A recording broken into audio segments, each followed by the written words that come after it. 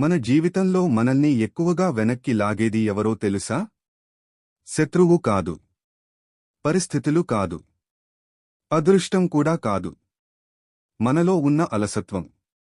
రేపు మొదలు పెడదాం, ఇంకొంచెం తర్వాత చూద్దాం, ఈరోజు విశ్రాంతి తీసుకుందాం. ఈ మాటలు చాలా చిన్నవిగా అనిపిస్తాయి. కాని ఇవే మన కలలకు, మన విజయానికి పెద్ద అడ్డంకులుగా మారుతాయి. ఒక్కసారి ఆలోచించండి. రోజూ కేవలం 1 గంట వృధా చేస్తే 1 సంవత్సరంలో 100 గంటలు పోతాయి. ఆ సమయంతో ఒక కొత్త నైపుణ్యం నేర్చుకోవచ్చు. ఒక మంచి పుస్తకం చదవచ్చు. ఒక వ్యాపారం ప్రారంభించడానికి కావాల్సిన జ్ఞానం సంపాదించవచ్చు. కానీ అలసత్వం మనకు ఇవన్నీ కనిపించనివ్వదు. విజయం సాధించిన వాళ్లు కూడా మనలాగే సాధారణ మనుషులే. కానీ వాళ్ళు ఒక విషయం అర్థం చేసుకున్నారు. పని చేయాలనిపించినప్పుడు మాత్రమే పని చేస్తే విజయం రాదు. పని చేయాలనిపించకపోయినా చేయగలిగితేనే విజయం వస్తుంది.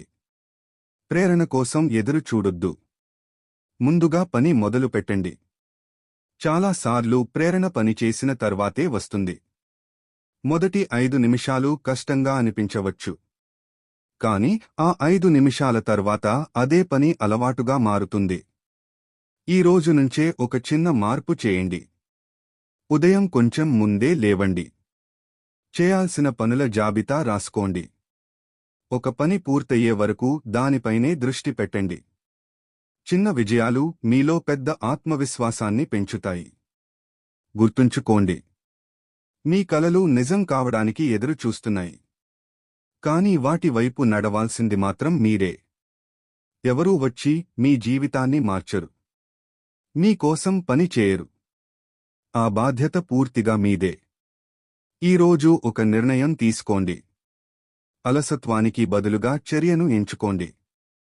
సాకులకు బదులుగా కష్టాన్ని ఎంచుకోండి. వాయిదాలకు బదులుగా ఈ క్షణాన్నే ఎంచుకోండి.